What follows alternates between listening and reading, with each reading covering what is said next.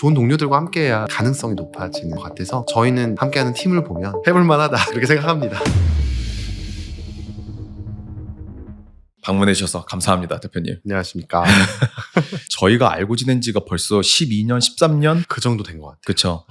시간이 너무 빨리 지나가느라. 선릉 디캠프에서 만났던. 맞아요. 선릉 디캠프에서 열심히 허슬할 때 만났었던. 맞아요. 맞아. 그런 기억이 있습니다. 말씀을 나누고 싶었었던 거는 이제 새로 시작을 하신 지금의 이제 운영하고 계신 누리라운지 너무 궁금하기도 했고, 대표님이 갖고 계셨었던 경험들이나 이런 것들이 너무 궁금해서 초대를 보내드렸는데 응해주셔서 매우 감사합니다. 저도 구독을 하고 있고 너무 좋은 내용들이라서 참 많은 걸 배우고 있었는데, 저희도 마침 저희에 대해서 한번 소개할 수 있는 기회를 갖고 싶어서 내부적으로도 콘텐츠 고민도 하고 있었고, 어떻게 하면 좀 다음 도약을 할 수 있을까 고민하던 차에 너무 좋은 기회일 것 같아서 초대해 주셔서 오히려 저희가 감사했습니다.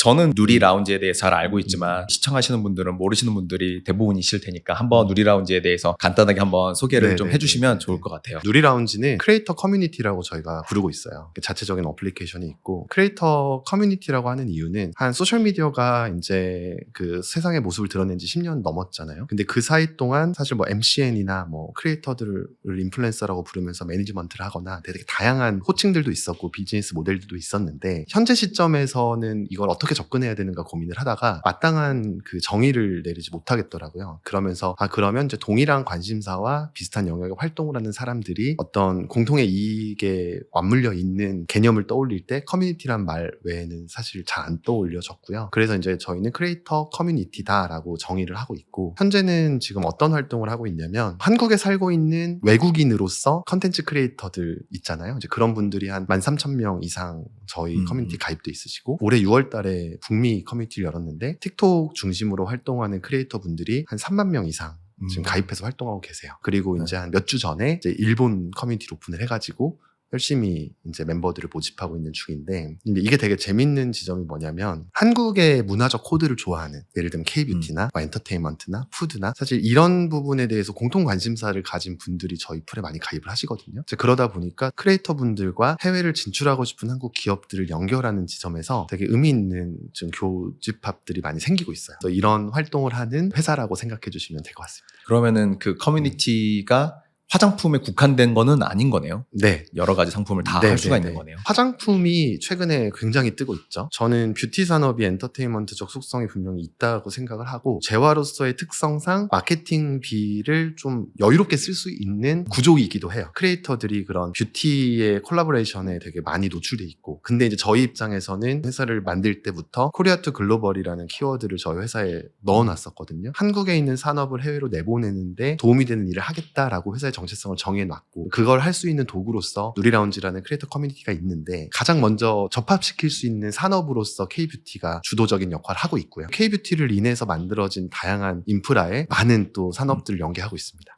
좋습니다. 네네. 처음 만났을 때 10여 년 전에 그때를 생각을 해보면은 그 당시가 거의 한국 기업들이 북미에 제품을 팔 수 있는 거의 첫 지점이었었던 걸로 기억을 해요. 맞아요. 네. 그때 생각해보면은 해외 진출한다 그러면 한류라는 지점도 중국과 일본 말고는 없었고요. 동남아 일부 국가들. 그럼 오히려 우리가 뭐 유럽에 있는 제품들을 수입해 와서 이거 북유럽산 뭐다 그러면 막 열광하고, 뭐 미국산 뭐다 그러면 막 열광하고 이랬던 시기였는데, 몇 년이 안 된 것 같죠? 북미 시장에 이제 뭔가 엔터 요소부터 뷰티와 푸드와 막 이런 것들이 이제 쏟아져 나가기 시작을 한 게, 저희가 시작했을 때 대표님 말씀처럼 이제 시작점이었고 굉장히 척박했던 상황인 것 같아요. 맞아요. 네. 그래서 실제로 저희가 노하우를 이렇게 공유하고 할 수 있는 사람 자체가 아예 없었어요. 네. 그래서 저희들이 어떻게 보면은 그 당시에 막 척박 환경에서 뭐 페이스북 광고 해보고, 그쵸. 아마존 광고 해보고, 유튜브 채널 만드시고 맞아.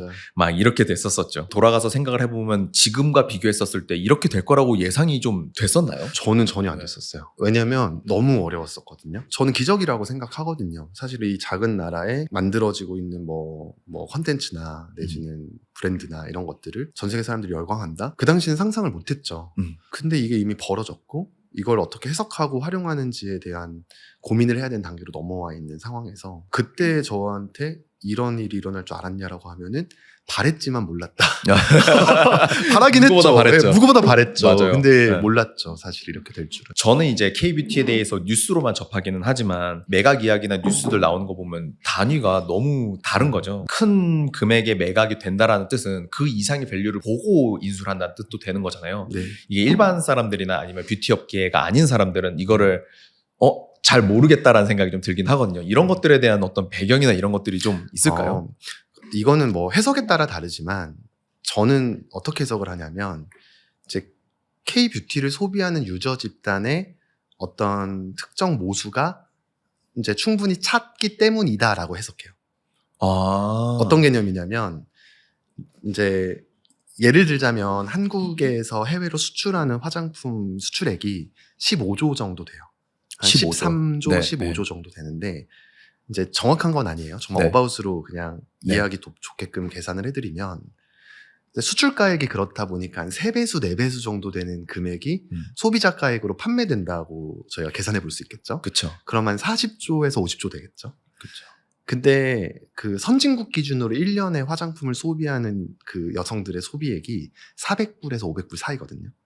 그 말은 그냥 이거를 퉁 쳐서 나누면 네. 1억 명이란 얘기예요. 네. 근데 1억 명이 넘는다는 얘기겠죠. 왜냐하면 1년에 한국 제품만 300불, 400불씩 사는 사람들이 아닐 테니까. 그러면은 1년에 한 번이라도 K뷰티, 한국에서 만들어진 뷰티 제품을 구매하는 인구가 억 단위가 넘었다는 얘기예요. 그러면은 그 정도의 소비를 자를 배우지로 두고 있는 산업이기 때문에 업사이드가 더 크고, 근데 전 세계에 있는 뷰티 인구들 중에 이건 또 작은 인구잖아요. 그렇죠. 그럼 이제 더 확장될 수 있는 가능성이 있다라고 저는 볼 수 있지 않을까 이렇게 해석을 하고 있거든요. 이게 보면은 그 대기업들 인수를 좀 적극적으로 하시는 분들이 로레알도 아마 적극적으로 하는 것 같고 그 외에 나머지 회사 이름 제가 지금은 기억이 잘 안 납니다. 에스티로더나. 네, 에스티로더나 그 둘 중에 한국 시장에 좀 더 관심이 있는 그런 쪽은 혹시 있나요 따로? 갑자기 또 궁금해서. 사실은 한 5년 전, 네. 10년 전 그 사이에 한 2015년도 그쯤에는 이제 중국에 진입하지 못하는 글로벌 브랜드들이 이제 중국에 진입해 있는 K뷰티 브랜드들을 인수하는 사례들이 있었고요. 네. 그리고 어쨌든 글로벌 뷰티 기업들의 생리는 이제 본인들이 계속해서 혁신성을 유지할 수 없기 때문에 혁신적 요소를 지니는 브랜드들을 인수합병하면서 계속해서 자신들의 제국을 유지하는 방식인데 네. 이제 K뷰티 브랜드들이 그때 한 2015년 이후로 확 뜨면서 뭐 닥터자르트나 뭐 이런 브랜드들이 막 조단위로 인수되는 일들이 생겼죠. 네. 근데 요즘 양상은 조금 달라졌어요. 이게 어떤 일이 일어났냐면 이제 글로벌 기업들이 높은 가격의 K뷰티 브랜드를 인수했다가 물론 이제 투자 수익이나 이런 걸 얻긴 하셨지만 그 다음에 점핑을 못 시키는 어떤 그런 사례들이 많이 생기다 보니까 이제 글로벌 기업들의 어떤 브랜드 인수는 조금 소강 상태로 접어들었는데 이제 미국이란 시장이 열리면서 자력으로 굉장한 규모를 달성하는 브랜드들이 인디 브랜드들이 생기기 시작한 거죠. 막 4, 5년 만에 매출액 4, 5천억 만들어내고 네. 밸류는 조단위가 가는 사례들이 이제 계속 나오다 보니까 이제 저는 이걸 지켜보면서 물론 제가 그 주인공은 아니지만 이제 굉장히 깊숙이 관여되어 있는 상태에서 지켜보면서 너무 흥미롭기도 하고 그리고 앞으로 업사이드가 더 생길 수 있을 것도 같고 또 한편으로 볼 때는 이제 우리가 특정 영역을 그러니까 한국에 있는 기업 중에 전 세계 뷰티의 트렌드를 리드하는 그런 영역이 생길 수 있지 않을까에 대해서도 좀 기대를 하고 있습니다. 네네. 진짜 와 그렇게 해서 시작해갖고 막 몇 년 만에 막 몇천억대 매출이 나오는 인디 브랜드가 생기고 있다라는 게 진짜 놀랍네요. 네. 그리고 마진도 꽤 잘 나오는 걸로 알고 있고. 다트 검색해 보시면 네. 아마 웬만한 IT 회사 그쵸. 저리 가라일 겁니다. 그런 소비재 브랜드가 네, 없는데 네. 진짜 좋습니다. 네. 물론 당연히 너무 많이 고민하고 생각하셨겠지만 이게 뷰티 쪽에 계시다가 갑자기 이제 크리에이터에 관련된 쪽으로 넘어오기가 사실은 좀 쉽지가 않았을 것 같고 그 결정이 좀 굉장히 어려웠을 것 같다는 생각이 드는데 좀 어떤 식으로 고민해서 요거를 시작을 하게 되셨나요? 그러니까 뭐 자세한 얘기는 대표님 알고 계시지만 이제 이렇게 공개된 자리에서 말씀드리긴 좀 어려운 부분일 수 있는데요.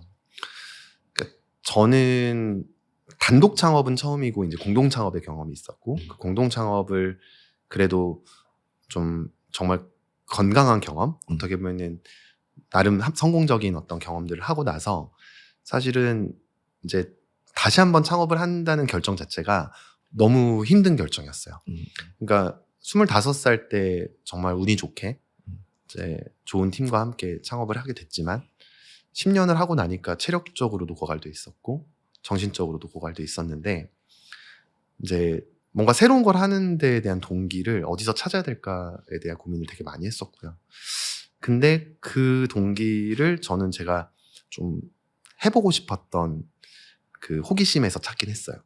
그러니까 이제 그 당시 제가 그 K뷰티가 글로벌하게 확산되는 과정과 뭐 컨텐츠가 세계적으로 확산돼 나가는 과정에서 이 기조가 더 갈 텐데 그러면은 이제 여기서 내가 뭘 할 수 있을까 고민을 하고 제가 갖고 있는 경험들과 그런 지식들을 좀 이렇게 쭉 나열을 해보니까 그런 K뷰티가 확장되면서 만들어지는 어떤 경험적 프로세스들을 이해하고 있고 그 과정에서 크리에이터들이 그 기여한 영역들과 이들의 생리를 이해하고 있었다 보니까 그렇다면 이걸 조합해서 한번 그 세계로 나가고자 하는 한국 산업을 많이 도와줘 보자. 혹은 우리도 그걸 통해서 기회를 얻어보자. 이렇게 생각을 하게 된 거고요.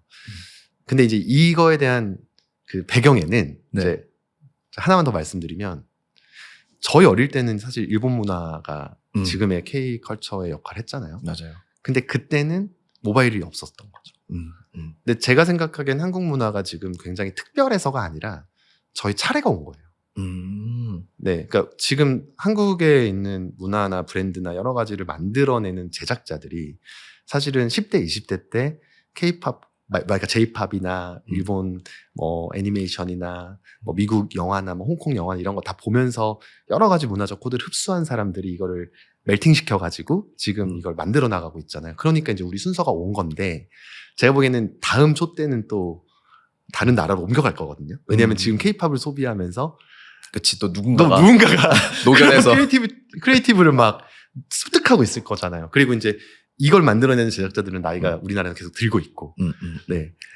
이제 그러다 보니까 저는 우리한테 온 소중한 기회를 잘 활용해야 되는 입장에서 이제 좀 시장을 바라보게 된 거죠. 예, 예. 와, 그렇게 또 생각을 하실 수가 있구나. 이게 그러면은 딱 지금 타이밍이 딱 적기라고 보셨었던 거네요. 네네네. 그 당시 봤을 저는 때. 그렇게 봤어요. 네. 그리고 제가 이제 저는 체감적으로 되게 많이 느끼는 게 네.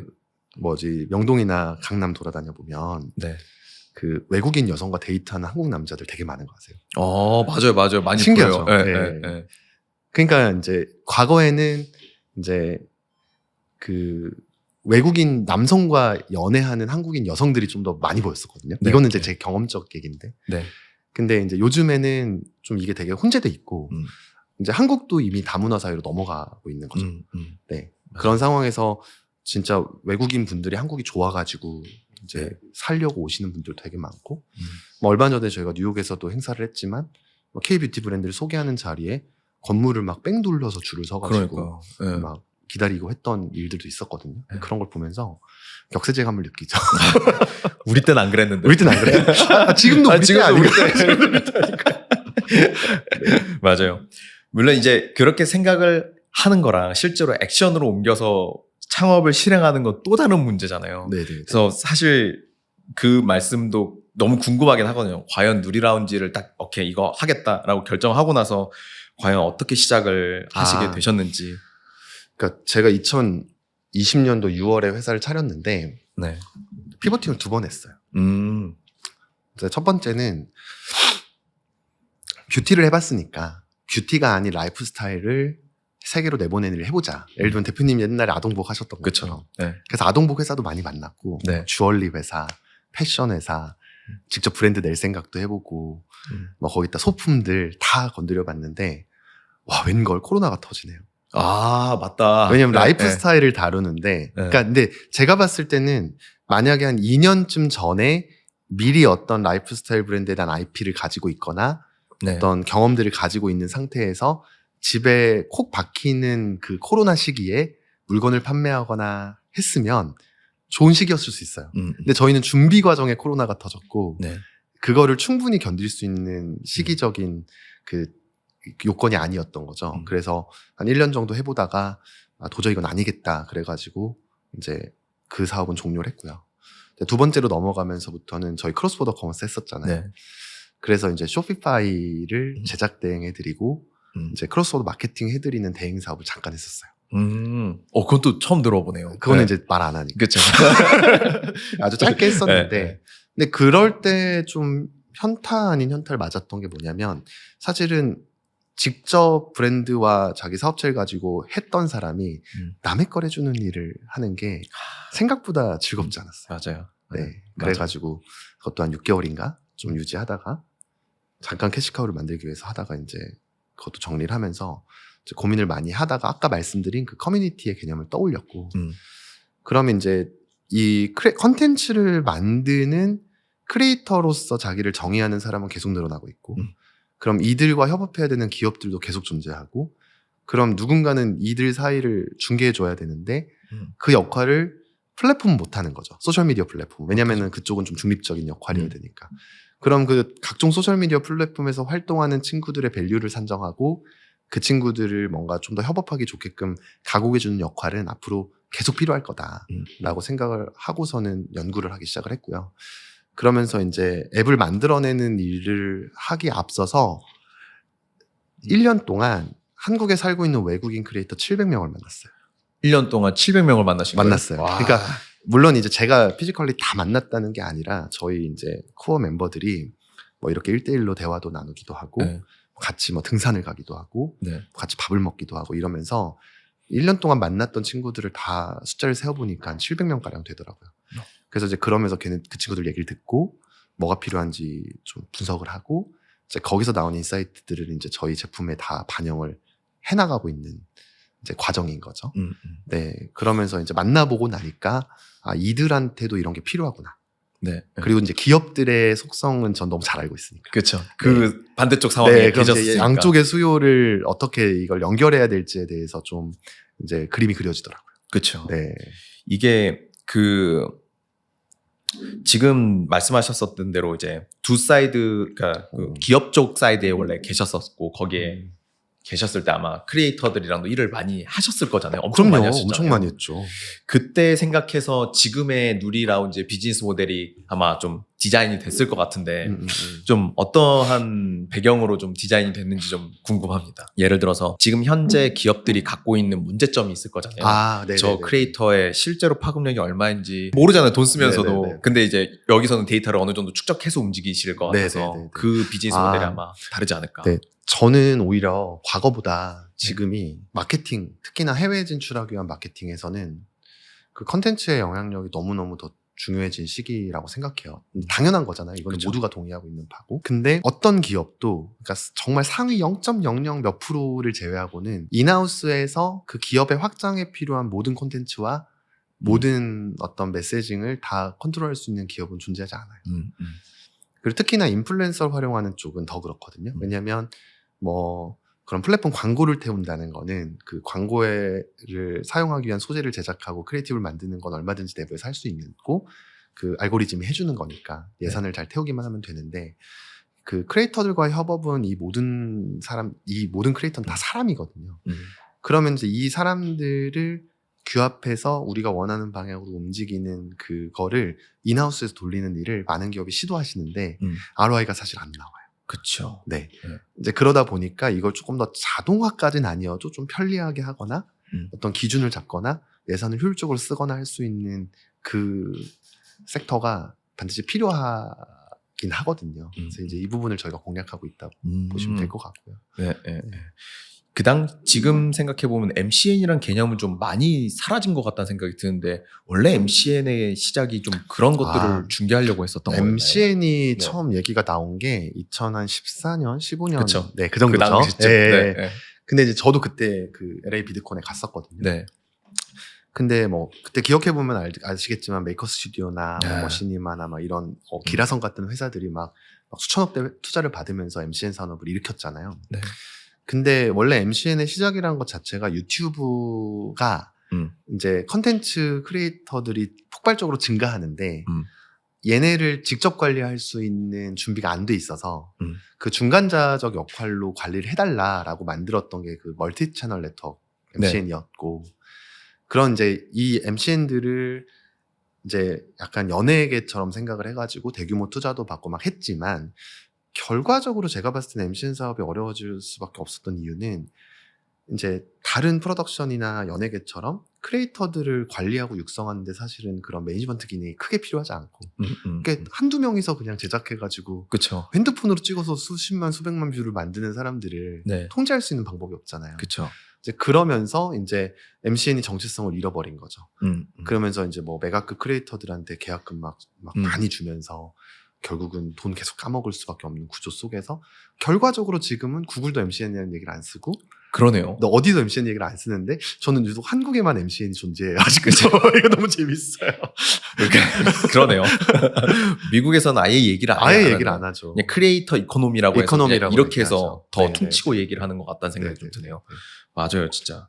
그 실제로 그 MCN의 어떤 그런 시장의 변화에 대한 상황이라든지 그다음에 누리라운지를 시작하시면서 그 크리에이터도 만나고 그다음에 이제 그 기업의 상황에서도 진행을 해보셨으니까 이거를 시작했을 때 사실 시장 테스트는 그래도 한번 해봐야 되는 거잖아요. 이게 네네. 과연 먹힐지 안 먹힐지를 해봐야 되는 거니까 이 실제적으로 첫 번째 시장 테스트는 좀 어떻게 하셨는지 그리고 프로덕트 마켓 핏은 좀 어떻게 찾은 거로 보여졌는지. 일단 저희는 그 시장 테스트를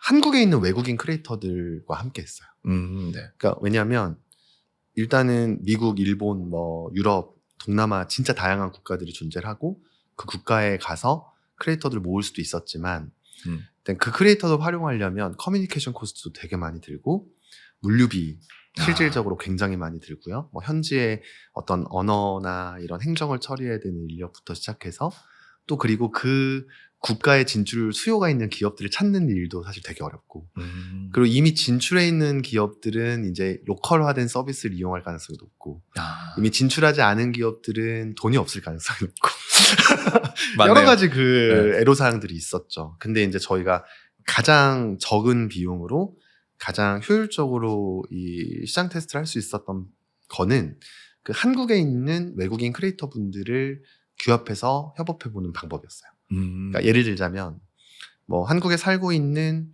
그 러시아어를 쓰는 크리에이터 분들이 진짜 수백 명 활동하고 계시거든요. 그럼 그분들과 함께 이제 우크라이나 전쟁이 터지면서 러시아 시장에 기회가 좀 열렸었거든요. 역설적으로. 왜냐하면 네. 우크라이나 전쟁이 터지면서 러시아에 진출해 있던 대기업들이 글로벌 대기업들이 물건을 다 빼면서 생활 필수재들의 재고가 없는 상황이 만들어졌었어요. 네. 그럼 그때 이제 한국 기업들이 기회를 틈타서 많이 진출했거든요.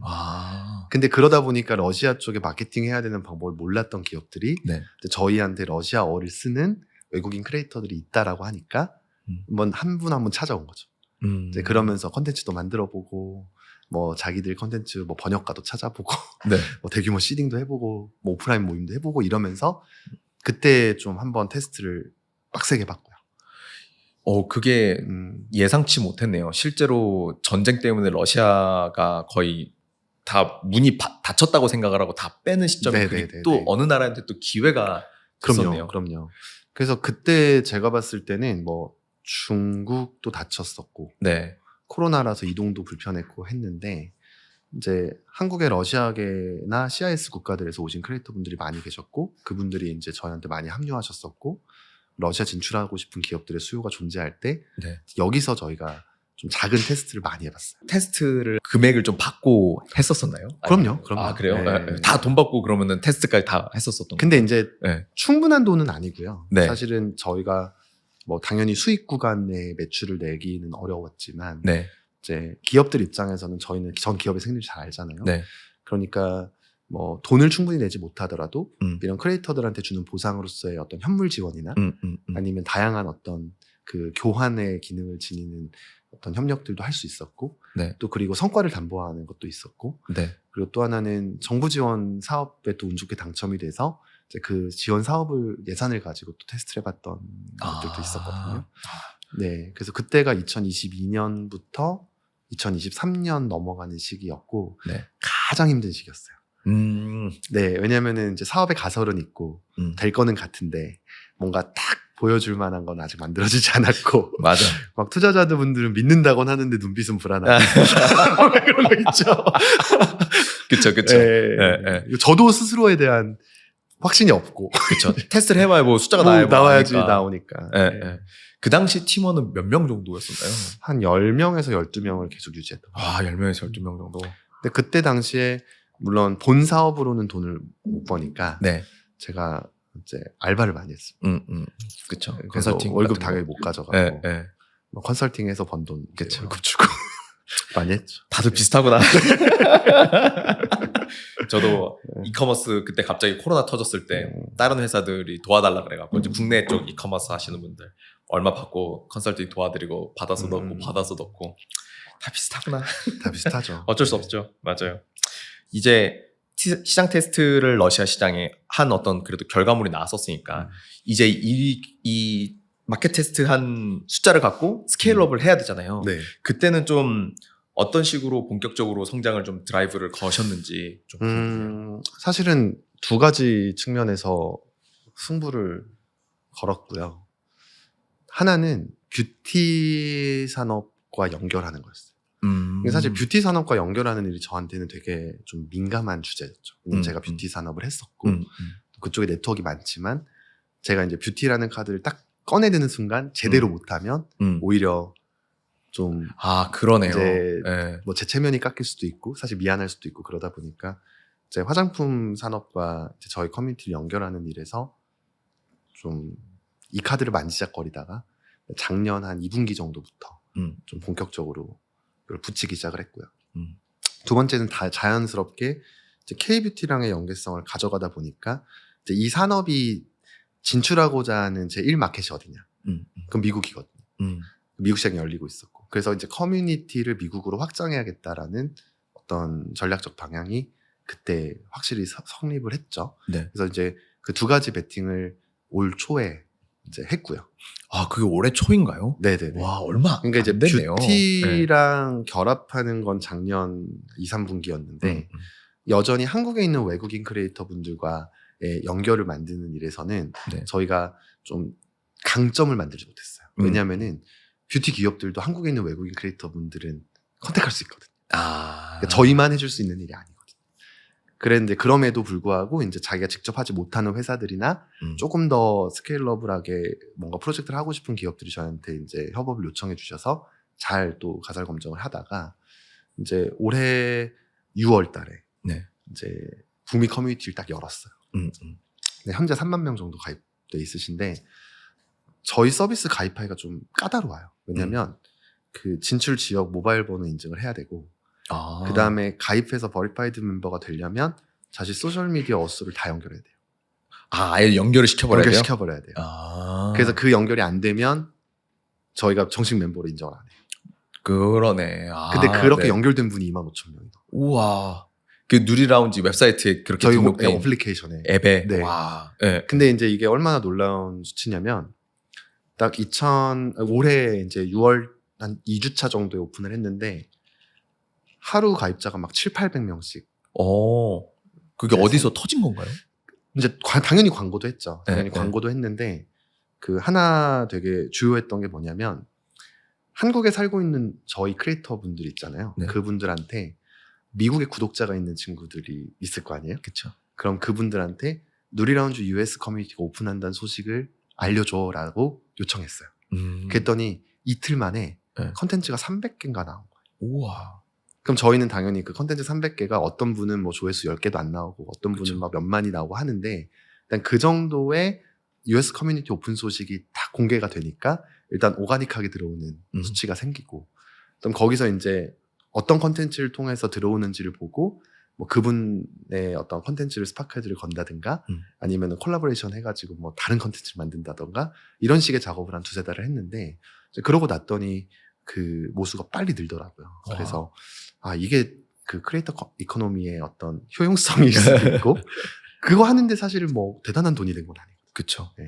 이게 대표님 보시기에는 카테고리의 어떤 쏠림 형상들 같은 것들이 있나요? 크리에이터들 사이에서도? 뭐 뷰티 쪽에 더 치중이 되어 있다라든가. 네, 당연히 있어요. 네. 네. 그러니까 뷰티도 그렇고 패션, 뭐 케이팝, 뭐 그리고 여행 이런 쪽으로 다 있는데요.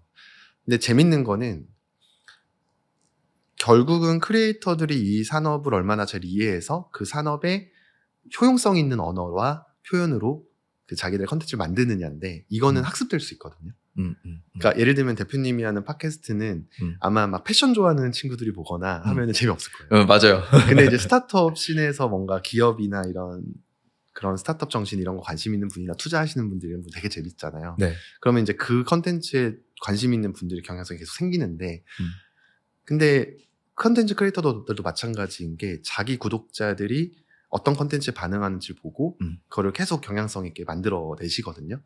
근데 이제 기업 입장에서 봤을 때는 그러니까 이게 이제 인플루엔서랑 크리에이터를 제가 구분하는 이유인데요. 네.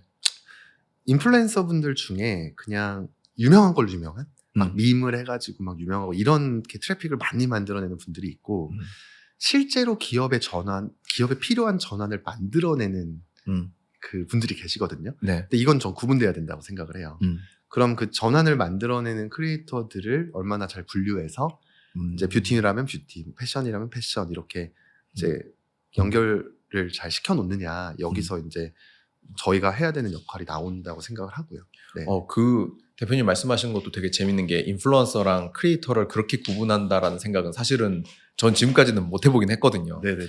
이게 그러니까 크리에이터 중에 영향력을 많이 가진 인플루엔서가 있는 거고. 네. 근데 인플루엔서라고 스스로 말하는 것 자체가 웃기잖아요. 그쵸. 다 인플루엔서야. 근데 이제 크리에이터라는 거는 규모가 작든 크든 상관없거든요. 네. 네. 내가 컨텐츠를 좋아하는 주제나 이거에 대해서 끊임없이 만들어내고 있으면 크리에이터고 네. 이제 그러다 보면 이제 요즘 같은 시대에 정말 이게 왜 떠라고 하는 주제 컨텐츠가 갑자기 영향력을 갖기도 하고 그쵸. 뭐 요러는 시기다 보니까 저는 좀 더 크리에이터란 말을 좋아합니다. 그쵸. 네. 이게 지금 그렇게 해서 유입된 크리에이터 분들이 결국에는 이 기대 심리가 있을 거잖아요. 이들이 원하는 게 이거다라는 게 딱 있을 텐데 이게 결국 기업들도 만족시켜야 되고 크리에이터도 만족시켜야 되는 투사이드 비즈니스일 네네네. 텐데 이게 대표님께서는 좀 어디 쪽에 좀 더 집중하시면서 성장을 하신 케이스인가요? 저는 사실 좀 더 크리에이터 사이드죠. 네. 왜냐하면 기업 쪽의 수요에 집중을 하게 되면 크리에이터들을 편파적으로 볼 수밖에 없어요. 근데 재밌는 거는 기업들이 크리에이터들의 진정한 가치를 잘 몰라요. 모를 수밖에 없죠. 네, 왜냐면은 그 마케팅 담당자가 자기가 콘텐츠를 만들고 있는 것도 아니고 예를 들면은 뭐 어떤 메가급 크리에이터를 뭐 콘텐츠 하나 콜라보레이션 하는데 2만 불이라고 하면 그 가격이 시장 가격으로 누가 땅땅땅 이거는 2만 불이야 라고 한 게 아니잖아요. 그쵸. 그냥 개인 간 거래에 가까운 가격이다 보니까 그럼 그러니까 이제 이 예산을 써야 되니까 하는 거고 이 마케팅을 해야 되니까 하는 거지 진짜로 우리 기업한테 필요한 크리에이터 마케팅이 뭔지를 담당자들도 잘 모르는 경우가 되게 많거든요. 근데 저희는 사실 되게 많은 데이터를 보잖아요. 그런데 이제 이 되게 많은 데이터를 보려면 이제 이쪽 생리를 모르는 기업의 수요에 맞춰서 움직이기보다 저희가 보고 싶은 데이터에 기업을 활용하는 게 장기적으로 봤을 땐 저희한테도 좋고 기업한테도 좋은 그 기반이 만들어진다라고 생각을 해서 저는 조금 더 크리에이터 사이드의 수요에 더 집중을 많이 하고 있고요. 네. 크리에이터들이 원하는 거는 결국에는 이제 추가적인 수익금이 가장 큰가요? 그럼요. 그렇죠. 명확하게 보상입니다. 명확한 보상입니다. 네, 명확하게 보상이 1순위고요. 네. 제가 이제 700명 만났다고 했잖아요. 네. 저희가 이제 저희 회사의 서비스의 핵심 가치 3가지를 정했는데 하나가 보상이고 공정한 보상, 두 번째가 성장이에요. 세 번째가 이제 교류거든요. 이제 왜 그러냐면 당연하죠. 근데 대표님도 이 팟캐스트를 찍으려면 이 스튜디오 있어야 되고 장비 사야 되고 이렇게 그쵸. 촬영하시고 편집하고 해야 되는데 돈이 든다는 거죠. 근데 이제 이걸 지속할 수 있는 다른 인컴 소스가 있으시니까 이걸 하시는 거고 그쵸. 아니면은 이거를 목표가 있으시니까 하시는 건데 개인으로서 존재하는 크리에이터가 컨텐츠를 계속 만드는 거는 사실 되게 노곤한 일이거든요. 네. 그러다 보니까 작더라도 어떤 보상이 있어야 꾸준히 할 수가 있어요. 그럼 저희는 어떤 크리에이터, 메가급 크리에이터한테 연애 10억 벌게 해줄게, 20억 벌게 해줄게라는 접근은 안 해요. 하지만 너는 당신의 컨텐츠가 아직은 미약하고 당신의 컨텐츠 사이트가 적어도 월에 한 30만 원 정도는 버실 수 있지 않을까요? 뭐 50만 원 정도는 벌 수 있지 않을까? 이런 식의 접근인 거죠. 그러다 보니까 되게 많은 분들이 이제 공정하다고 느끼세요.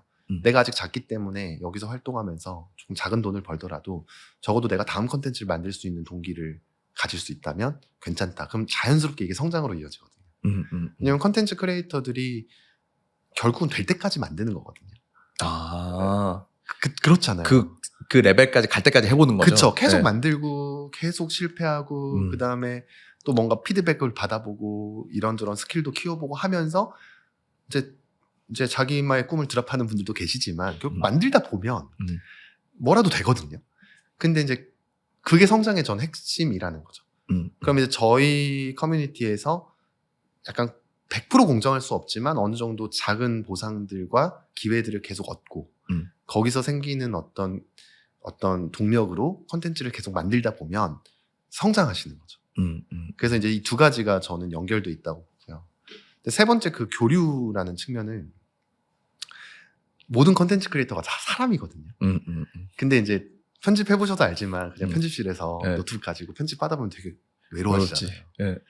그러다 보니까 이제 이분들이 실제로 바깥에서 사람들 만나고 하는 거를 생각보다 되게 좋아하세요. 그럼 저희는 이제 여기서 누리데이라고 하는 오프라인 모임들을 계속 하거든요. 그래서 한 달에 한 번, 두 달에 한 번씩 한 100명 가까이 모아놓고서는 막 기업들이 스폰해서 파티해요. 네. 그리고 자기들끼리 막 피칭도 하고. 기업들이 가서. 근데 기업들이 가서 피칭도 하고 크리에이터들이 또 기업들이랑 콜라보레이션도 하고. 작년에 서울콘이라는 행사에서 저희 크리에이터 커뮤니티 행사도 같이 했는데 이제 외국인 크리에이터 300명이 한 자리에 모였거든요. 네. 그래서 실제로 오세훈 시장님도 네. 그냥 지나가시다가 얘네 뭐야 하고 보시다가 인사 말씀까지 하고 가셨어요. 아, 그래요? 그 사진도 남아있어요. 아, 그래요? 근데 이제 그런 행사를 올해 말에는 1000명 단위로 해요. 와. 한 1500명 정도 올 것 같거든요. 네. 근데 그거를 이제 뉴욕에서도 하고 도쿄에서도 하고 그러면서 오프라인에서의 어떤 그런 교류를 저는 되게 중요하게 생각하거든요. 네. 그래서 이제 그 세 가지들을 이제 잘 유기적으로 연결해서 이제 크리에이터들이 계속 활동할 수 있는 동기를 만들어주고 있죠. 그렇죠. 이게 결국에는 그 말씀하셔서 세 가지 보상, 성장, 교류 이 세 가지 다 크리에이터용이네요. 진짜 보니까 네. 다 여기에 집중하도록 아예 다 드라이브를 걸고 계시는 상황인 거네요. 네. 근데 기업들 쪽에서는 사실은 이제 저희가 이걸 왜 크리에이터들 풀을 많이 만들어야 되냐면 이제 뷰티로 예를 들어볼게요. 이제 예를 들면 MJ라는 네. 크리에이터가 신성처럼 딱 떠올랐어요. 네. 근데 이 친구는 아직 자기 시장 가격을 몰라요. 그러면 MJ라는 크리에이터가 막 갑자기 메이크업한 영상으로 엄청 유명해졌는데 구독자 해봤자 3만 명?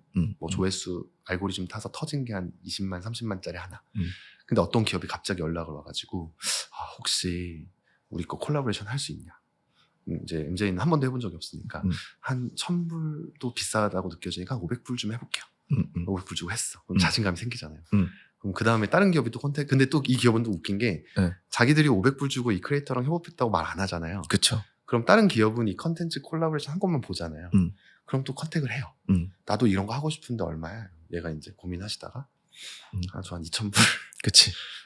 그럼 이제 계속 걸려요.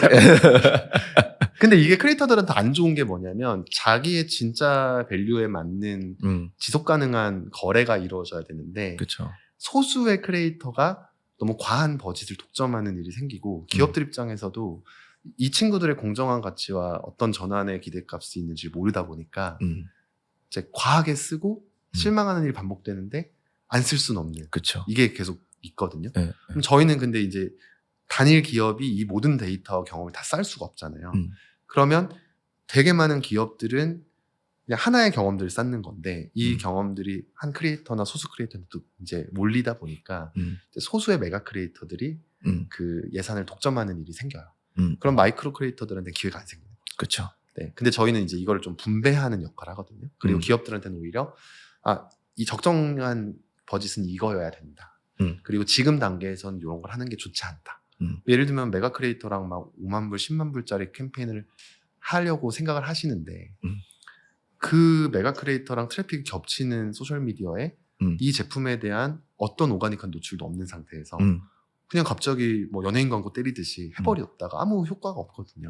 그럼 단계별로 오히려 좀 작은 규모의 크리에이터들한테 좀 적은 예산으로라도 노출을 많이 시켜놓고 나서 메가 크리에이터가 이렇게 딱 얘기를 하면 나 저 제품 봤어 이러면서 사실은 구매를 하거나 이럴 수 있잖아요. 근데 이런 식의 전략들을 기업들이 스스로 세우기가 생각보다 쉽지가 않아요. 일단은 브랜드 어웨어니스를 좀 더 작은 마이크로 인플루언서나 마이크로 크리에이터들한테서 시작을 하고 해야 되는데 여기에 데이터들이 누리라운지가 이미 다 그 어스로 다 갖고 있죠. 계시니까 네. 그러니까 예를 들면 기업이 봤을 때는 이 크리에이터의 컨텐츠 퀄리티나 뭐 구독자가 얼마나 되는지, 얼마나 잦은 빈도로 컨텐츠 올리는지, 아니면 소셜 블레이드 이런 걸로 그냥 계정 분석해봐가지고 어바웃으로 나오는 데이터 보는 거 말고는 없어요. 네. 그리고 소수의 크리에이터들이 미디어 킷을 보내주면 뭐 내 그 지오그래피가 어떻게 되는지 이런 것들을 알려주지만 그것도 일방적 정보거든요. 그렇죠. 근데 이제 저희는 뭐냐면 어떤 크리에이터가 30개 기업과 콜라보레이션 했는데 이 친구의 성실도는 어떻고 이 친구가 터트리는 어떤 컨텐츠 성공률은 얼마나 나오고 이런 것들이 그냥 크롤링해서 나오는 데이터가 아니라 저희는 계속 누적되는 데이터잖아요. 그렇죠. 그러니까 이게 계속 쌓이다 보면은 저희는 내부적으로 조금 더 밸류어블한 집단이 누구인지를 계속해서 이제 규정해 나가고 있죠. 이제 결국에는 데이터가 쫙 들어오고 그거를 어떻게 필터링해서 딱 벤토박스처럼 만들지가 네. 그래서 저희는 양 사이드에 뭘 고민하고 있냐면 크리에이터들한테는 오히려 오케이 그럼 너네들의 밸류에이션을 하는 프로세스와 너네들의 레퓨테이션 관리하는 거를 어떻게 하면 좋겠다라는 그 인덱스를 짜고 있어요. 아직 이 친구들한테 공개는 안 했어요. 하지만 이걸 만들고 있고 그쵸. 이제 기업들한테는 이 인덱스를 기반으로 그럼 이 친구랑 현재 단계에 이 친구랑의 적정한 협업은 이런 방식으로 하셔야 됩니다라는 가이드를 사실 줄 수도 있는 거죠. 네. 그래서 이런 것들이 사실 만들어져야 6개월 전에는 이 친구는 이제 이런 식으로 활용됐는데 그 사이 엄청 커가지고 또 다른 밸류에이션이 될 수도 있는 건데 이런 작업들을 개별 기업에서 못 하거든요. 그렇죠. 저희는 할 수 있는 데이터조차도 없을 거고. 조차도 없을 거고. 그 개별 기업들이 한테 이제 추천을 해주실 때 이렇게 성장하는 신성들을 좀 더 추천을 하는 편인가요? 아니면 좀 더 성숙된? 저희는 다각도로 해요. 네. 근데 이제 저희도 고객사잖아요. 네. 이제 뭘 원하시냐, 뭘 알아보고 오셨냐, 이제 그거에 맞춰드리는 경우가 많은데 사실은 이제 기업들 중에서도 저희가 진짜 전략적으로 1년 내로 이 브랜드나 이 케이스는 무조건 성공시켜야겠다라고 잡고 있는 또 브랜드들이 있거든요. 그런 브랜드들의 경우는 저희 전략을 좀 더 강하게 드라이브 걸어서 적용하고 있고 그렇지 않은 기업들한테는 이제 그분들이 원하는 거를 좀 최대한 맞춰드리지만 넌지시 말씀은 드리죠. 이렇게 하시는 게 더 좋을 수 있다. 결정은 이제 하셔야 됩니다. 그렇죠. 네. 그래도 결정은 어쨌든 그쪽의 몫이긴 하지만 데이터를 갖고 객관적인 데이터를 드리고 거기서 결정을 하실 수 있게 되는 상황인 거네요. 그렇게 이제 모든 기업한테 그렇게 드릴 수는 없지만 저희한테 이제 그런 기능을 요구해 주시고 적정 대가를 지불하시는 곳들한테는 이제 그런 서비스도 제공해 드리고 있죠. 그 크리에이터 분들도 결국에는 광고를 여러 가지 채널에서 이제 받아볼 거잖아요. 그랬을 때 누리라운지에서 나오는 어떤 그 보상의 경험이 원더풀한 거잖아요. 지금 생각으로 보면은. 원더풀까지는 아니고요. 낫배드 정도인 것 같아요. 그러니까 근데 그게 말이 되는 게 MCN이나 매니지먼트가 아니잖아요. 그럼 크리에이터들 입장에서는 저희 같은 서비스를 하나만 이용할 이유가 전혀 없어요. 어떠한 강제적인 조항도 없고 그분들이 좋으면 활용하면 돼요. 그렇죠. 그분들 입장에서는 어떻게 보면은 한국에 있는 기업들로부터 돈을 버는 창구가 딱 누리라운지처럼 생긴 느낌인 거고. 근데 이거는 이렇게도 생각해 볼 수 있는 게 하나는 이미 이 크리에이터 이코노미와 관련된 서비스들이 미국 시장이나 이렇게 크리에이터 이코노미가 발전한 나라들에는 되게 이미 존재를 해요. 그렇죠. 근데 이 서비스들에 대한 한국 기업의 접근성이 떨어져 있는 거고. 맞아요. 그러면 그리고 또 하나는 한국 기업들이 자기들의 목표에 맞게끔 그 서비스를 쓰고 싶어도 그 서비스 안에 한국 기업들의 수요에 맞는 관심도를 지닌 크리에이터들이 적은 거죠. 맞아요. 그럼 저희는 이제 여기 틈새를 어느 정도 공략해서 이제 저희만의 어떤 버티컬한 커뮤니티를 만들고 있는다고 보시면 될 것 같아요. 만약에 10년 전으로 돌아가서 우리가 이런 누리라운지 같은 서비스가 있었다라고 하면 네. 써봤을 것 같아요. 그쵸. 네. 근데 못 나오지 않았을까요? 그때는 기반이 없었죠. 아예 기반이 없었죠. 기반이 맞아요. 없었죠. 예, 네, 예. 네. 그때는 그렇게 크리에이터들의 숫자가 잡혀 있지도 않았었었고. 네. 그러니까 저는 누군가가 이런 목소리도 내야 된다고 생각을 하는데 사실은 기업들 입장에서는 우리 화장품을 사주는 뭐 우리 식품을 사주는 우리 앨범을 사주는 그냥 고객으로만 볼 수가 있거든요. 근데 사실은 그 고객과 기업 사이에 뭔가 컨텐츠를 만드는 크리에이터들이 굉장히 두터워지고 있기 때문에 많은 한국 기업들이 해외 진출하는 기회가 생기는 거거든요. 근데 맞아요. 누구도 이 집단에 대한 공정한 보상이나 이 집단에 대해서 좀 더 효율적인 접근에 대해서 얘기하는 그 아젠다가 아예 없는 거죠. 그러네요. 저도 네. 말씀하셨었던 거 들어보고 생각을 해보니까 이렇게 API까지 다 연결해서 객관적으로 데이터를 소유하고 있는 업체가 그 정도의 규모로 갖고 있는 업체가 있나라고 생각해보면 떠오르는 회사는 없는 것 같아요. 네, 물론 네, 뭐, 네. 뭐 30만, 40만 뭐 이렇게 가입자를 보유하고 있는 서비스들 많이 있고요. 네. 저희랑 뭐 같은 섹터나 경쟁으로 엮이는 서비스 회사들도 있는데 네. 그러니까 저희의 접근은 조금 더 좀 차별화시키고 싶었죠. 그러니까 아까 이제 제가 화장품 좋아하는 유저들 네. 이렇게 전 세계 정도로 1억 명 이상의 유저풀이 있기 때문에 K뷰티가 이렇게 큰다라고 말씀드렸잖아요. 이제 그렇게 놓고 보면은 엔터 뭐 등등등 하면은 전 세계에 한국의 문화적 코드에 관심 보이고 반응하는 그 유저 집단이 한국 인구의 뭐 거의 10배는 될 거예요. 더 되겠죠. 그럼 그 중에 1%만 컨텐츠를 생산하는 크리에이터라고 해도 그쵸. 그냥 수백만 명은 그쵸. 되는 거잖아요. 네. 그럼 그 수백만 명이 누구인지는 플랫폼 회사들만 아는데 플랫폼 회사들은 그냥 광고를 통해서 돈을 받고 연결해 주는 것만 하는 거지 그들의 면면을 분석하거나 제공해 주진 않죠. 그러니까 저희는 이제 그 중에 일부라도 데이터를 들여다보고 활용도를 연구하고 연결하는 일을 좀 해낼 수 있지 않을까? 이제 그게 저희 회사가 갖고 있는 고민인 것 같아요. 지금까지 어떻게 보면은 프로덕트 마켓 핏도 찾은 것 같고 양 사이드, 투 사이드를 어느 정도 이제 다 보면서 테스트를 해서 쭉 가고 있잖아요. 이제 누리라운지가 바라보고 있는 미래는 어떤 것들을 대표님께서 넥스트 스텝으로 좀 보고 계시는지, 퀀텀 점프는 과연 어떤 방향으로 보시는지 궁금합니다. 일단은 몇 가지 전략 요소가 있는데요. 제가 미국에서 만들고 싶은 그 크리에이터 커뮤니티 규모는 한 10만 명 정도 됐을 때 한번 크게 점프할 것 같아요. 그 이유가 뭐냐면 이제 한국의 산업을 기반으로 하는 이제 관심도가 있는 크리에이터들 10만 명이 모여서 이제 한국 산업의 미국 진출을 돕는데 분명히 이것도 어느 정도 리밋이 차면은 수요가 줄어들 거거든요. 한국 기업들이 뭐 무한히 있는 게 아니니까. 그렇죠. 근데 재밌는 거는 이제 한국이라는 문화적 코드에 관심을 가지고 누리라운지에서 활동하는 크리에이터들이 한 10만 명 단위가 되면 근데 그들은 저희가 되게 가치 있는 데이터를 쌓아놨잖아요. 근데 이제 이거를 한국 기업에 국한하는 게 아니라 미국 시장에 진출하고 싶은 나라로 확장하면 뭐 일본부터 시작해서 온갖 나라들이 존재하겠죠. 네. 그럼 그런 나라들에게 한국 기업이 미국 진출하면서 했던 마케팅 방식을 팔 수가 있겠죠. 그렇죠. 네, 그거에서 저는 한 번에 퀀텀 점프 기회들이 올 건데 이런 일을 이제 미국에만 하느냐? 네. 일본에도 할 수 있고요. 그렇죠. 동남아도 할 수 있고.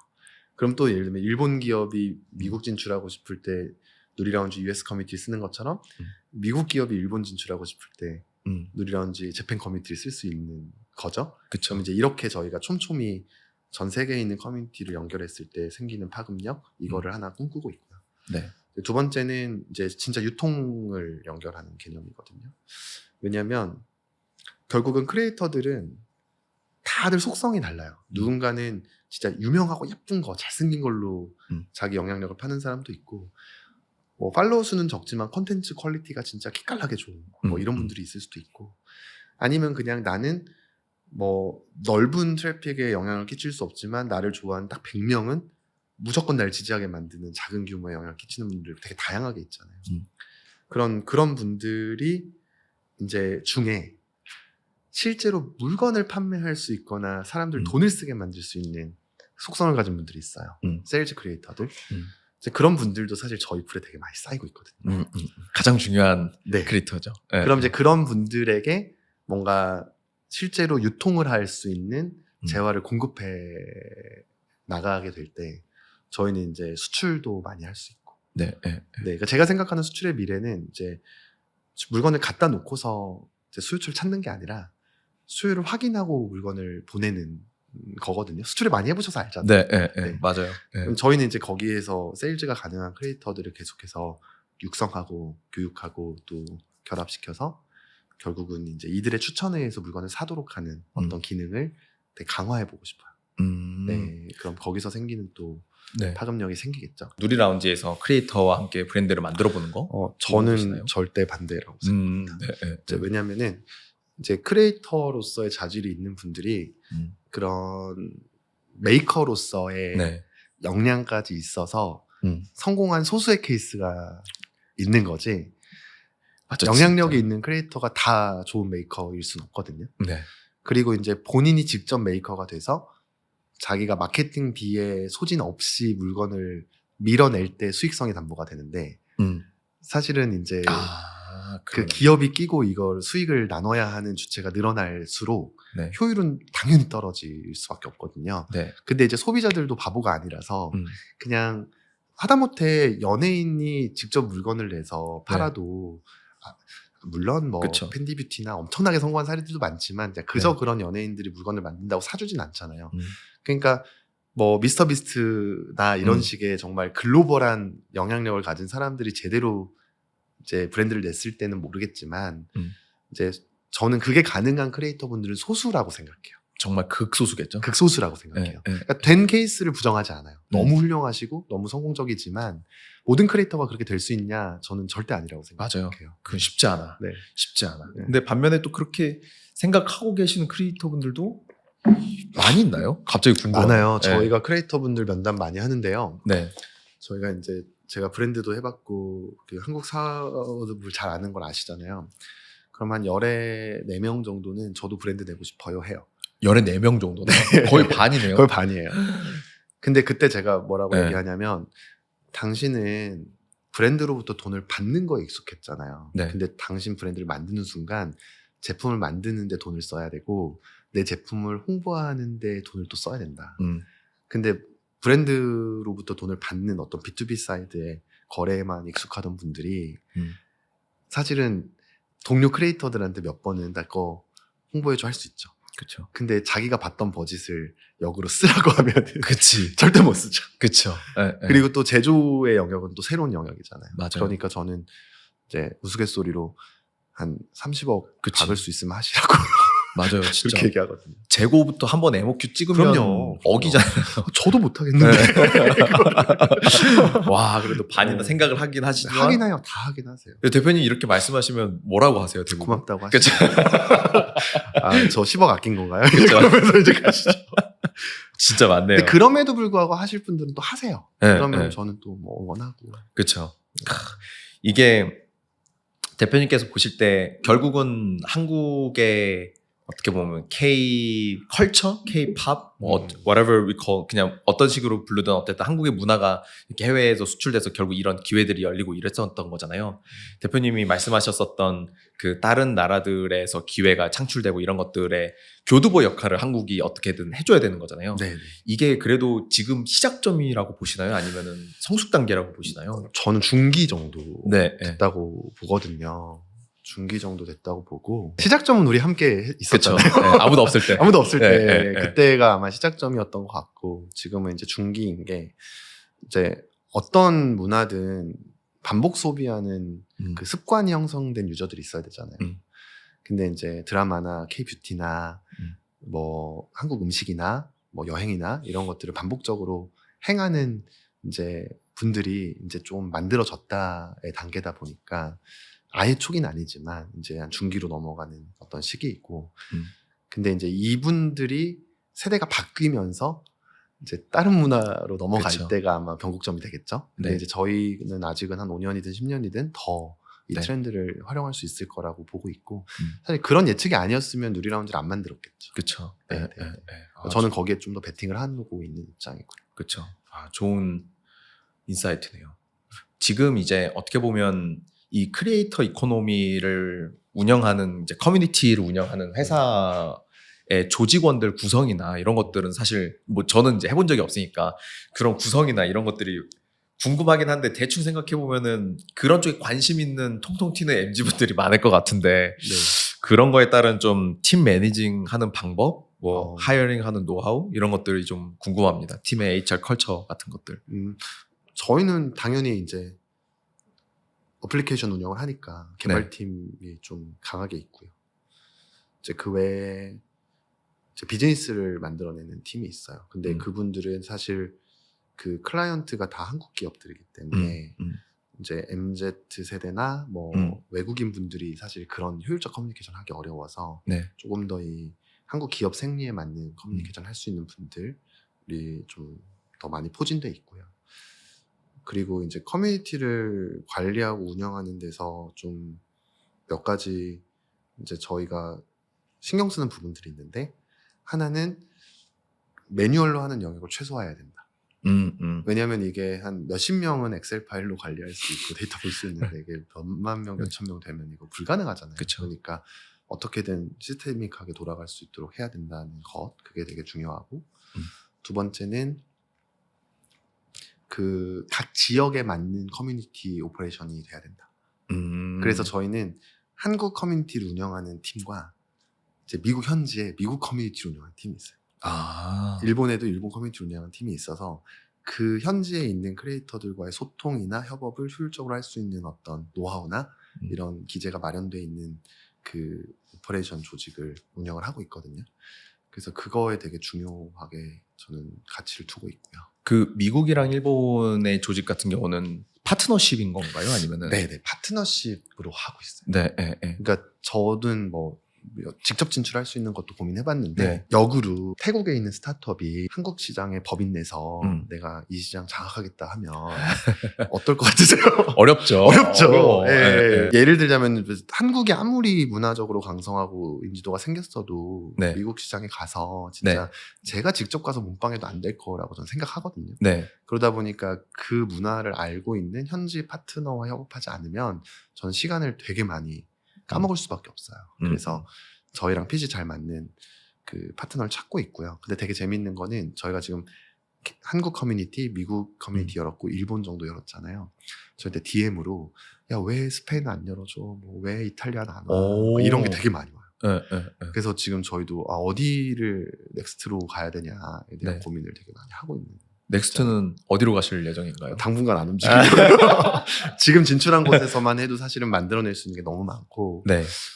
그리고 솔직히 말해서 자신이 아직은 없어요. 네, 예. 일단 여기에서 기반을 먼저 쌓고 기반을 좀 먼저 쌓고 움직여야 된다라고 보고 있고 동남아를 다들 흔히들 얘기하시는데 동남아가 당연히 그 모바일부터 사용했던 인구가 많기 때문에 크리에이터 풀도 크고 하지만 저는 좀 저희가 진출하기는 어려운 시장이라고 보고 있어요. 네, 네, 네. 그렇죠. 그렇죠. 현지 파트너분들 같이 일하시는 분들 혹시 파트너분들을 선정할 때 어떤 기준 같은 것들이 혹시 좀 있나요? 딱 이런 파트너면 좋겠다. 이렇게 해서 결정했다. 네. 뭐 이렇게 말씀드리면 좀 그렇지만 이제 그런 파트너십도 뭐 결혼 같아서 연애 같아서 그 시기에 딱 fit 맞는 사람이 만나야 맞아요. 느낌으로 아는 거잖아요. 네. 그런 게 좀 되게 중요하고요. 제가 아무리 뭐 이런 조건 저런 조건 따진다 한들 맞아. 어떻게 만나겠어요. 맞아요. 근데 이제 네. 감사하게도 미국에서도 뭔가 그런 핏이 잘 맞고 가치관이 맞고 네. 역량이 맞고 이러는 팀이 만들어져서 네. 같이 부스팅하고 있고 일본도 그런 개념이고요. 그래서 저희가 요건을 정해놓기보다는 그때그때 이제 저희한테 들어오는 운을 잘 캐치하려고 하는 입장이고 네. 대신에 당연하게 저희 커뮤니티의 비전에 동의가 돼야 되고 그렇죠. 네 그러면서 이해도도 있으셔야 되고 역량도 있어야 되는데 이거는 그냥 너무 당연한 거니까 그게 안 되는 분들은 아예 옵션에 없고 네. 이제 그렇게 생각을 하고 있고요. 그리고 저는 이제 그 커뮤니티를 운영하는 조직은 사실은 이제 크리에이터여서는 안 된다 생각하거든요. 이제 음. 크리에이터 분들을 어떻게 보면 좀 섬기거나 잘 이렇게 돕거나 해야 되는 기능이다 보니까 이제 크리에이터 활동을 하는 분들과 이걸 하기보다는 조금 더 비즈니스 사이드에 셋업이 되어 있는 뭐 그런 팀을 더 선호하죠. 현재 파트너분들은 좀 더 기업 쪽에서 네. 커뮤니케이션이 좀 더 중심이 된 네. 느낌이겠네요. 이미 누리라운지 앱에서 이미 크리에이터들 그 국가에 확보가 되어 있으니까. 네. 그러니까 저희는 어느 국가든 런칭하면 네. 이제 기업의 수요를 모아서 커뮤니티를 확장하는 건 이제 자신 있어요. 네. 그러니까 일정 수준까지 만들어내는 거는 노하우가 되게 많이 쌓였고 네. 이제 이거는 시간과 어느 정도의 버짓만 있으면 충분히 할 수 있는데 그 커뮤니티를 기반으로 비즈니스를 키워나가는 것도 다른 일이거든요. 맞아요. 근데 그것 쪽을 잘 할 수 있는 분들과 협업하는 게 저희는 또 더 시너지가 나는 영역이죠. 아, 좋네요. 그 혹시 지금 이제 내부에 한국에 있는 본사 직원분들을 이제 채용하는 어떤 부분이나 방법이나 아니면 회사의 독특한 문화 뭐 이런 것들이 있을까요? 아, 저희는 요즘에 좀 불고 있는 게요. 저부터 시작을 한 건데 네. 이게 컨텐츠 크리에이터들한테 컨텐츠 만들라고 독려하면서 왜 너는 안 만드냐. 그래서 저도 만들고 있고요. 네. 근데 이제 직원분들 중에서도 이제 만들기 시작하는 분들이 생기고 있어요. 그래서 이제 컨텐츠를 그래도 작더라도 계속 만들어내는 문화가 조금씩 생기고 있고요. 그리고 저는 어쨌든 현재 버전에서는 글로벌 크리에이터와 기업들 사이에서 중간자적 역할을 해야 되는 회사잖아요. 그러면 좀 이 둘을 잘 이해하고 있는 내부 구성원들이 있어야 된다고 생각을 하거든요. 그래서 이제 바깥에서 보시면 저희 회사에 외국인들이 되게 많을 거라 생각하시는데 네.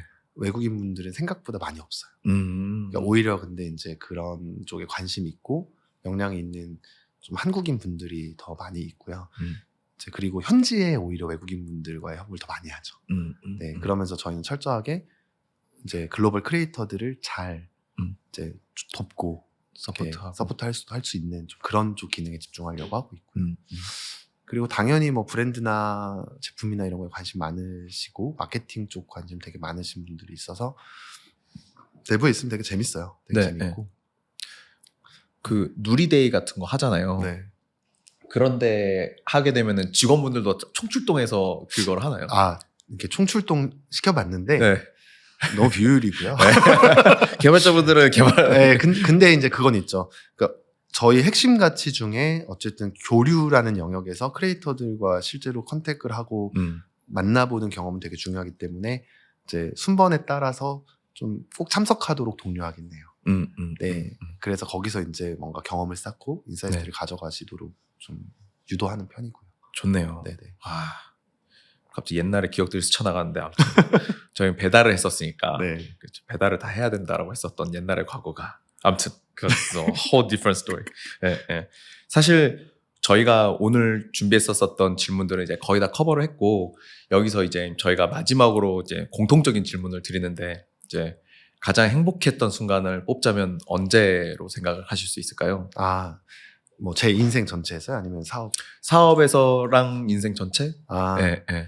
인생 전체에서면은 아기 낳기 전까지는 이제 사실 뭐 결혼이나 이런 가정을 꾸리던 순간인데 아기를 딱 낳고 나서는 아기를 만났던 순간이 사실 저희 아들 너무 예쁘게 잘 크고 있거든요. 그래서 그 순간이 제일 행복했던 순간이고 이거는 이제 뭐 개인적으로 당연한 얘기일 것 같고 근데 사업으로 놓고 봤을 때는 그러니까 제가 누리하우스를 설립했을 때부터 한 3, 4년간 너무 힘들었어요.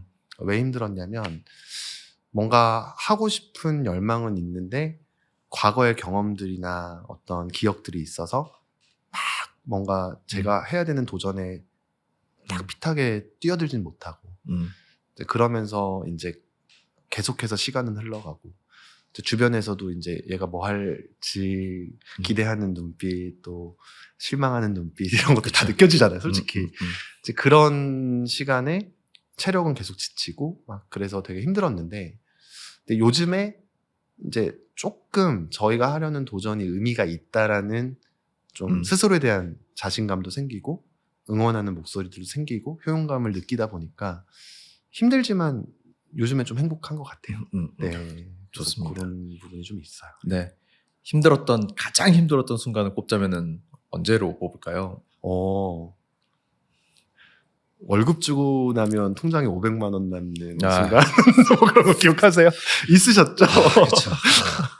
그쵸, 네, 맞아요. 네. 네. 이거 다음 달 월급 어떻게 주지? 이런 고민하던 뭐 그런 순간들인데, 네, 근데 그냥 뭐 못 자고 하는 얘기고요. 그쵸. 네, 근데 이제 내가 이 일을 계속해야 되는 동력을 좀 잃는다는 생각을 했을 때가 좀 못 견디기 힘들었던 것 같아요. 창업하면은 사실 결과론적으로 놓고 보면은 지금에 있는 거 보면은 worth it 한 경험이었지만 그 중간에 있는 이때까지 이게 맞는지 안 맞는지 노력은 하고 비전은 설파하는데 네, 결과 나오기 전까지 사실 모르는 거잖아요. 누구도 모르잖아요. 그런 기간이 참 견뎌내는 게 창업자들이 가장 좀 힘든 것이 아닌가 네. 생각이 좀 들긴 해요. 그러니까 저희도 인재 시작점에 섰다고 생각하거든요. 그러니까 저희가 말했던 뭐 비전도 좋고 가설도 좋고 소규모의 어떤 석세스 스토리를 만들어서 증명도 했고 이제 실체도 좀 만들어졌지만 이제 제가 생각하기에 저희가 가야 될 길에 인재 시작점에서 조금 달린 거예요. 어떤 일이 일어날지 모르죠. 세상 일은 모르는 거고 네. 또 뭐 갑자기 저희가 너무 잘 돼가지고 진짜 막 생각지도 못한 영향을 갖게 될 순간도 올 텐데 그래서 네, 좀 저도 지금은 네. 이게 이제 흘러가는 대로 네. 이제 가보자 이거에 마음에 가깝고 아까 이제 녹화하기 전에 대표님이랑 나눴던 얘기도 네. 결국은 운이다. 맞아요. 결국 운이다. 결국은 운이다. 네, 맞아요. 저는 그 생각 많이 합니다. 생각해 보면은 대표님 이제 새로 이제 창업 시작하실 때 어떻게 보면은 저희는 이제 오래 알기도 했었지만 뮤추얼도 사실 되게 많잖아요. 엄청 많죠. 엄청 많죠. 그 친구들 다 투자 들어갔었던 친구 대현이 그 김대현 네, 너무 친한 친구죠. 너무 대현이도 사랑하는 친구인데 그 대표님 이제 서포트 했었을 때도 사실 큰 걱정 없이 했다라고 얘기는 듣긴 했었어요. 왜냐면은 다들 이제 기대가 엄청 있었었고 그 기대를 사실 어깨가 좀 무거우셨을 것 같은데 근데 그거를 잘 견뎌내고 보란 듯이 증명을 해주셔서 참 대현이가 참 뿌듯해하지 않을까. 네. 얼마 전에도 오랜만에 한국 와서 같이 양꼬치 먹으면서 네. 이제 얘기했는데 이제 대견하다. 그렇죠. 믿어줘서 고맙다. 맞아요. 그게 참 VC로서 할 수 있는 게 몇 개 없거든요, 사실. 네. 필요한 돈 제공해주고 믿어주는 거 정도. 근데 그 경험이 되게 소중한 것 같아요. 그러니까 만약에 그냥 조그마한 자영업 속성을 지닌 사업을 하거나 이런 게 아니라 뭔가 없던 가치를 만들어내겠다고 바둥거리는 영역이잖아요. 그러면 실체가 없는 상황에서 작은 힘이나마 보태주고 믿어주는 사람들이 있었다라는 거, 그리고 앞으로 또 만나겠죠. 그렇죠. 근데 그런 분들을 만나는 일 자체가 되게 소중하고, 거기서 또 많이 성장하게 되는 것 같아요. 맞습니다. 그래도 정말 대단하십니다. 아닙니다. 이제 시작. 진짜 저는 피벗을 계속 해갖고 지금 너무 멋진 또 일을 하고 계시잖아요. 그렇죠. 지금까지 오기까지 너무 힘들었기 때문에 다들. 아무튼 저도 언제까지 할 수 있을지 한번 달려보고. 아니요, 대표님 지금 운이 온 것 같아요. 네네. 대표님께서 그 회사에 갖고 계신 어떤 HR 문화 중에 좀 코어로 생각하고 있는 부분은 좀 어떤 것들이 있을까요? 저는 그 동료 의식이 되게 중요하다고 생각해요. 예를 들면 저희 그 전략 이사님은 저랑 10년 된 친구고요. 또 저희 비즈니스 총괄 이사님은 전 직장에서 함께하던 동료였어요. 그리고 이제 저희 국내에서 지금 사업 총괄하는 본부장님도 저랑 개인적으로 되게 오래 교류하던 분인데 이제 어떻게 또 인연이 닿아가지고 합류를 하셨거든요. 그럼 이제 그분이랑도 되게 좋았던 에피소드가 저는 의식하지 않고 말씀을 드렸는데 이제 개인적으로는 그냥 이제 친하게 가끔 조언도 나누고 교류도 하고 했던 분이 막상 회사로 들어와서 일을 함께 하게 되니까 관계가 달라지잖아요. 그때 제가 이제 우리가 알고 지낸 세월이 되게 긴데 함께 동료가 돼서 되게 좋다 이렇게 말씀을 드렸더니 그 말이 되게 따뜻하게 느껴졌다 이런 얘기를 하시거든요. 근데 저는 결국은 그렇게 생각해요. 그러니까 사업이라는 여정이 창업자가 모든 걸 독식할 수도 있고 또 이 과정에서 잘 배분하면서 그 성공의 경험뿐만이 아니라 성장의 경험도 나눌 수도 있는데 저는 조금 더 그 후자가 더 이상적이라고 느껴지더라고요. 그래가지고 제가 이제 누리하우스를 통해서 하고 싶은 거는 좀 최대한 많은 분들이 와서 다양한 경험하고 오래도록 함께 할 수 있는 동료로서 좀 한 시대를 살아보자. 왜냐면 저희가 10년 뒤에 트렌드도 까먹고 나이도 들고 이러면 당연히 기업은 쇠락할 수도 있겠죠. 그렇죠. 하지만 그 시기를 함께 보낸 사람들이 갖고 있는 공통기억은 되게 소중한 거거든요. 그래서 그 기억을 되게 가치 있게 만드는 일을 좀 뒷단에선 잘 해보고 싶어요. 네. 사실 그게 엄청난 에너지가 들어가는 일이거든요. 그쵸. 아, 대표님께서 그거를 지금 계신 직원분들, 팀원분들에게 시간을 쏟는 게, 와, 저는 그게 되게 어려웠었거든요. 네, 개인적으로. 잘하고 있다는 네. 얘기는 절대 아니고요. 이렇게 하고 싶다. 하고 있는 네, 중이다. 하고자 노력하는 중이다. 네, 그 정도. 좋습니다. 네. 왜냐하면 제가 그 뉴욕에 있었을 때 눔 정세주 대표님이 직원 팀원분들한테 그렇게 에너지를 쏟는 거 보고 너무 감동 받았었거든요. 근데 그렇게 물론 그 레벨이 뭐 제가 감히 범접할 수 없는 레벨이라 그랬는데 그거를 이제 보고 저도 똑같이 적용해 보려고 노력을 많이 했지만 참 쉽지 않았다. 개인적으로 해보니까 참 에너지가 많이 드는 일이었고 맞아요. 실제로 이제 겉으로 얘기할 수 있는 것들이 있고 얘기 못하는 것들이 그럼요. 같이 있잖아요. 네. 뒤에서 이렇게 이거 어떡하나 이러고 있다가 네. 앞에 가서는 자 이제 가시죠 이렇게 가야 되니까 그런 기억들이 있었는데 참 그래도 대표님은 팀원분들이랑 잘 가는 것 같아서 보기 좋습니다. 네. 네. 좋은 동료를 만나는 거가 진짜 큰 운인 것 같아요. 그래서 맞아요. 뭐 사업적 성공이나 돈이나 이런 것들은 뭐 이제는 저도 하늘의 뜻에 달려 있다 생각을 하지만 적어도 그 좋은 동료들과 함께 교류하는 거는 어느 정도 노력 여하에 따라서 충분히 더 성공적인 경험을 할 수 있는 영역이라 생각하거든요. 그래서 그리고 좋은 동료들과 함께해야 그 가능성이 높아지는 맞아요. 그 정도인 것 같아서 저희는 저만 보면 솔직히 비전이 그렇게 크지 않은데 함께하는 팀을 보면 할만하다, 해볼만하다, 좋다. 네, 그렇게 생각합니다. 좋습니다. 아까 서울콘 얘기가 잠깐 나왔었고 오세훈 시장님 나와서 하셨던 얘기도 좀 궁금했었는데 작년이 서울콘이라는 행사가 1회였고요. 거기에 저희가 하나의 섹션을 맡게 됐었어요. 10개 브랜드 정도 초청을 해가지고 디스플레이를 좀 해놓고 이제 크리에이터들 한 300명 가량 초청해서 좀 소규모 행사를 했었거든요. 네. 근데 이제 서울콘의 취지 자체가 그 되게 글로벌 트렌드에 맞아요. 왜냐하면 결국은 서울이라는 도시를 알리는 가장 중추적인 역할도 컨텐츠를 만드는 크리에이터 분들이 그 역할을 해야 되는 건데 네. 이제 도시 차원에서 그걸 좀 지원해보자라는 어떤 취지이긴 하거든요. 그리고 이제 그걸 지원하는 영역에서 뭐 케이팝도 있지만 뷰티나 이런 서울을 좀 대표하는 산업들을 연계해서 그걸 하시겠다고 해가지고 저희도 뭐 저희가 하려는 취지랑도 잘 맞아가지고 참여를 했었는데 하필이면 1회 서울콘에 네. 그 외국인 크리에이터 분들이 저희 세션에 가장 많이 모여 있었던 거예요. 그러니까 다른 쪽 세션들에도 물론 많은 분들이 오셨지만 그 외국인 정체성을 가지시면서 크리에이터 활동을 하시는 분들이 사실은 많이 안 계셨거든요. 그래서 저희가 조금 주목을 받았었고 덕분에 올해는 좀 더 규모를 크게 하게 됐거든요. 그래서 아마 DDP에서 두 번째로 큰 홀에서 하루 종일 한 1000명이 넘는 크리에이터 분들 아마 계속 인입하실 거고 거기서 저희 커뮤니티 행사도 하고 또 좀 화장품 브랜드들 참여해서 이렇게 자기들 기업 소개도 하고 이러는 일들을 하는데 여기서 저희가 제일 주목하는 어떤 지점은 사실은 오프라인 전시회나 이런 데 많이 다녀보셔서 알겠지만 우리 전시 공간에 누가 왔는지를 확인할 방법이 없잖아요. 맞아요. 네. 그냥 100명 왔다 간 것 같아. 이런 정도잖아요. 근데 저희는 이번에 저희가 도입하려는 거는 거의 모든 크리에이터 분들이 다 누리라운지 앱에 가입되어 있는 분들이라 거기서 QR만 찍으면 이 부스에 누가 왔다 갔고 어떤 분들이 있는지에 대한 DB 제공을 다 해드리고 그걸 토대로 크리에이터 분들과 기업들 간의 연계를 더 강화시켜 나가는 걸 기능적으로도 준비를 하고 있거든요. 그러면 이제 저희는 조금 오프라인 기반한 기업과 크리에이터의 교류를 좀 발전시켜내는 경험을 하게 될 것 같아요. 그래서 그런 부분에서 좀 열심히 준비하고 있고 연말에 한번 오세요. 연말 초대 드릴게요. 언제? 12월 30일 날 합니다. 12월 30이요? 네. 와, 딱 진짜 연말이네요. 딱 연말이에요. 근데 저희도 좋습니다. 좀 12월 초에 하자고 말씀드렸는데 또 그 연말에 서울에서 그쵸. 한 해를 마무리하는 쪽의 기획으로 그래서 휴가 못 갑니다. 그러네요. 준비하느라 바쁘시겠네요. 네, 너무 바쁩니다. 와.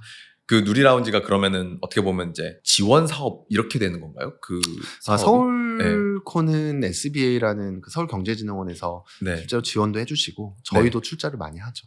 출자도 해서 가는. 네, 저희도 이제 자원을 써서 하는 거니까. 네. 근데 네.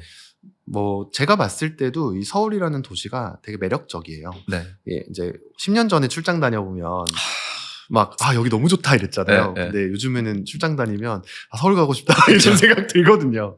그 정도로 되게 매력적인 도시가 돼서 네. 여기를 좀 잘 알리는 일에 저희도 동참하고 싶고 네. 네, 그렇습니다. 팟캐스트 준비하시면서 이번에 찍으면서 이 팟캐스트의 경험을 좀 리뷰를 남기면은 어떻게 좀 남길 수 있을까요? 저는 이것도 저한테 아직 운이 작동을 하는구나라는 생각을 하게 된 계기였어요. 왜냐하면 네. 시기적으로 만약에 한 4개월 전에 음. 저한테 이걸 찍자고 했으면 저한테는 이 생각을 할 마음의 여유도 없었을 거고 정리할 시간도 없었을 건데 딱 정말 적절한 타이밍에 이제 팟캐스트 출연해보면 어떻겠냐 제안을 해주셔서 되게 내부적으로도 좋은 시기에 제안을 받은 것 같다. 감사했고 그리고 이제 뭐 사전에 보내주신 질문지나 또 어떤 얘기하고 싶은지 저도 생각을 해보면서 그때가 딱 그 뉴욕에서 돌아오는 비행기 안에서 정리했거든요. 네. 네, 근데 이제 비행기 안에 다행히 네. 인터넷이 되는 비행기였어요. 그래서 네, 카카오 네. 채팅 막 하면서 쓰긴 해가지고 단절된 느낌은 아니었는데 네. 네. 이제 그래도 뭔가 한번 쭉 생각을 쫙 정리해 보는 경험 되게 좋았고요. 네, 그리고 앞으로 이제 어떻게 나아가야 될지에 대해서도 좀 이번 기회를 통해서 좀 더 구체화해 본 것 같아요. 끝나고 나서 대표님을 다음 게스트 때문에 많이 연락을 드리긴 하겠지만 혹시 지금 생각나는 다음 게스트 분이 있나요? 뭐 유튜브에서 활동하시는 분이면은 좀 더 궁금해할 것 같다는 생각이 들고 왜냐면 저희가 구독자가 유튜브가 제일 많으니까. 창업자분들 중에서 되게 유명한 브랜드 대표님들 많이 알고는 있잖아요. 네. 근데 그분들 성향이 이렇게 출연하는 걸 좀 좋아하실지 아닐지 한번 여쭤보긴 해야 돼요. 또 이걸 또 좋아하는 분들도 계세요. 네. 그래서 제가 어떤 분이라 밝히진 않는데 네. 네. 이제 물어보고 네. 카톡 보내드릴게요. 좋습니다. 카톡 보내드릴게요. 네. 기대하겠습니다. 네. 네. 오늘 이렇게 해서 마무리를 하면 될 것 같습니다. 네, 너무 감사하고 고생하셨습니다. 네. 오늘 오랜 동안 수고 많이 하셨습니다. 네, 대표님. 감사합니다. 네, 감사합니다.